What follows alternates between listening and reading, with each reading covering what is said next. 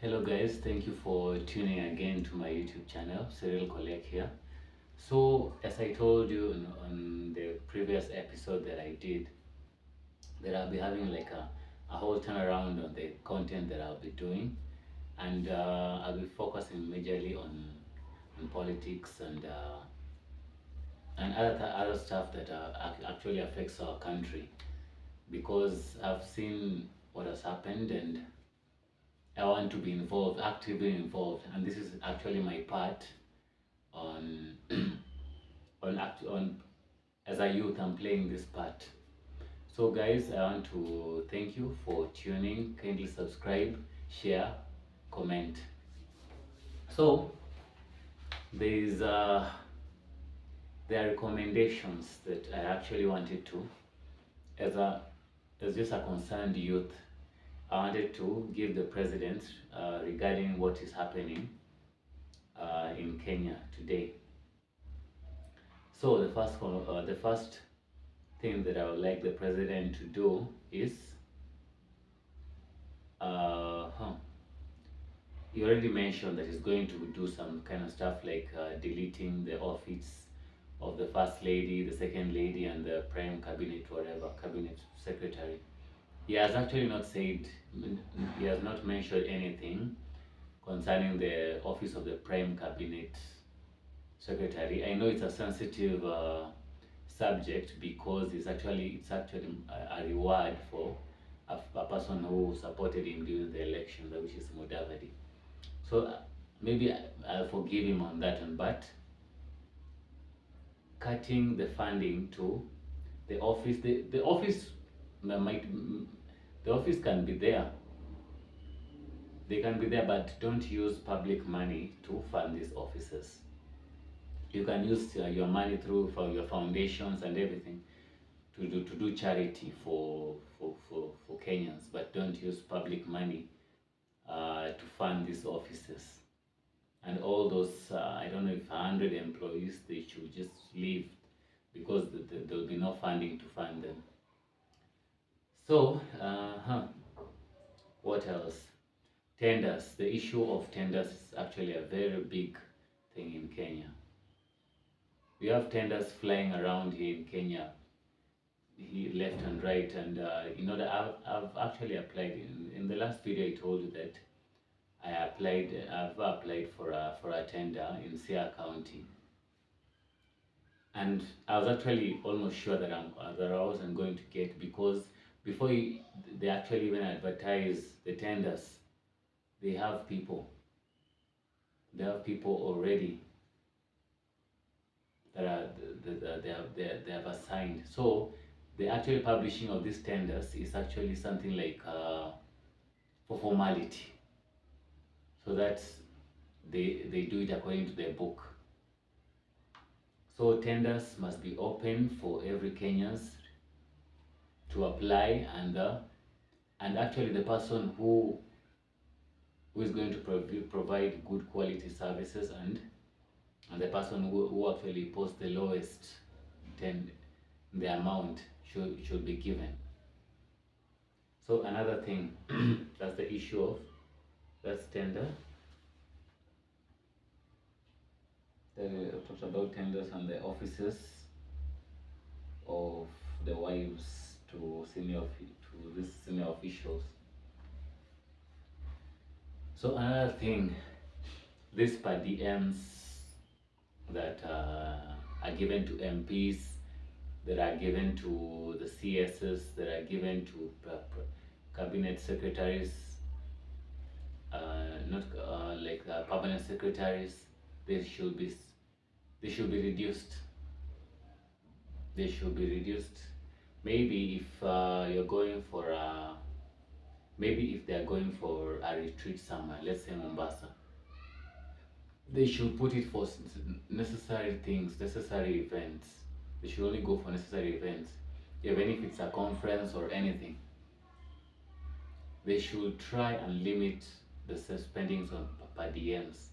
Maybe example, Mr. President maybe is going to Dubai. I heard that he gets a per diem maybe of 1 million shillings. That's That's a million shillings. First of all, of which is a good gesture. He actually said that it's going to reduce the number of trips, which is good. And actually, the number of the amount, if maybe it's a million shillings per trip, per, let's say per day. I don't know if it's per day, or I don't know how they count it. They should reduce it to maybe 400 or 500,000 shillings. So that is one. And for parliamentarians, I don't know how much they get. Maybe if they get per diem of around 50,000 shillings, they should reduce it to 10,000 shillings or 5,000 shillings. And the number of trips that they are going, even if benchmarking in Rwanda, benchmarking in the US, they should then reduce actually the number of people who are going to these trips and the amount. And I've had Senator Sifuna talking about something called ETF. I actually don't understand, but he actually says it's 377,000 shillings. I think this means maybe the amount of money is going to use to pay for the highway, something of that sort. I don't know. So this thing is unwarranted. They should reduce something of this to actually the amount that actually fits the financial year. They should actually calculate how much is Senator Sifuna's car as a deputy minority whip. How much is he going to spend? How much is he going to spend? Let's calculate 300. Let us just put, even if he doesn't pass through the super highway for the whole year, 365. Let us put it at maybe twice 365 days. Twice, that is times 2. That will be 13. That is 6. That is 730 times. That is 730 times. Let's say he pays. How much? That is 400 shillings. 730 times 400. That is 0, 0, 0, 0. That is 12, 28, 29. And then we have another 0 here. And then 12, 28, 29. So 1, 9, 10, 11, 12, 9, 12, 2, 3. It will come to a figure around, let's say, to a figure of around 200, let's say 200 Gs. Or let us put it at 150,000 shillings. This will have slashed this amount. This will have slashed this amount heavily, because as now Sifuna said it was 377, and remember, we are nearing the financial year end. So this means the amount was maybe close to a million shillings. Let us put it maybe at 800,000 shillings. Just imagine, people. Because as of now, he said it was 377,000 shillings. Another thing, the amount of money that MPs are given as car grants. I will know they must have a car, which I agree we as the taxpayers should be able to fund. Maybe if you give them not a car grant of 7 million, if you give them a car grant of 1.5 million shillings, we would have greatly reduced the amount of money that we give them. Okay, mileage allowances. Mileage allowances. if we reduce the amount we pay per liter, because to the actual amount, if per liter we give them, if per liter we give them the amount of money that a liter actually costs, maybe 180 shillings per liter, let's say 180 shillings per liter. So the amount of, let's say if it's an MP, maybe a Siaya MP, where I come from. So 500 and let us say 600 kilometers times 600 kilometers. Let's say 1 liter, it goes for 1 liter can go in a car, maybe in a guzzler, like 2000 cc. Let us put it at 7 kilometers. 7 kilometers. So this is 600. Let me just put it at 5 so that I be fair. That is 100 and 120. 120 times 180. Let me calculate. That is 2, 3, 1, 8, 11, 1, 2, and then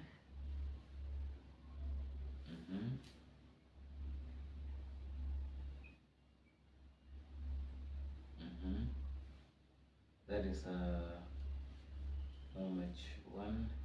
180. That will be, what is that?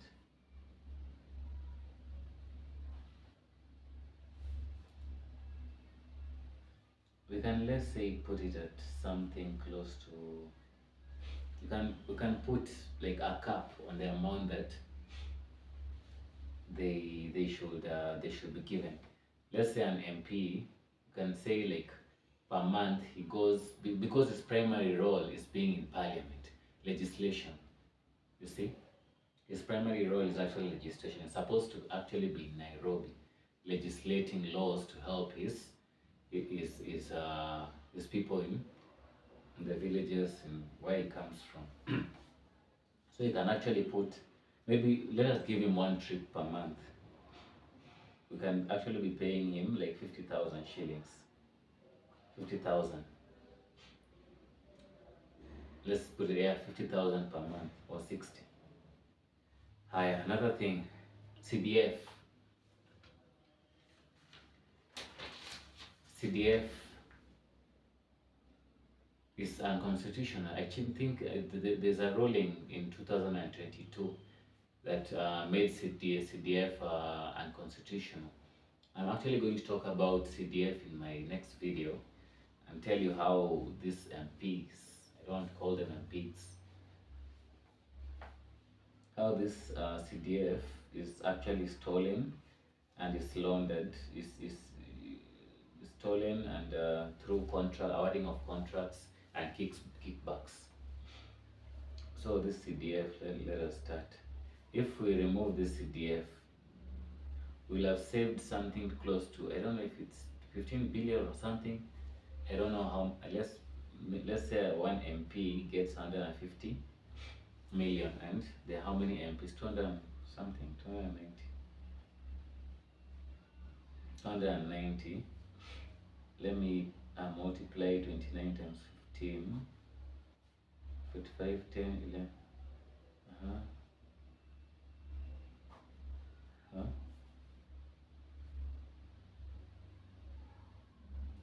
2, 3, 4. 1, 2, 3, 4, 5. 1, 2, 3, 4, 5. That way. That is something close to 43 billion.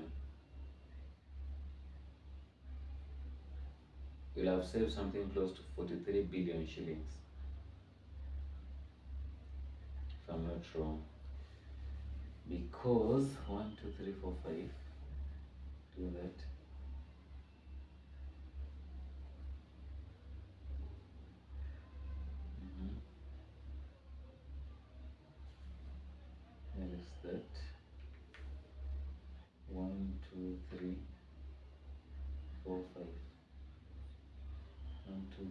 4, 5. 1, 2, 3, 4, 5. Yes. With that, I've actually saved something close to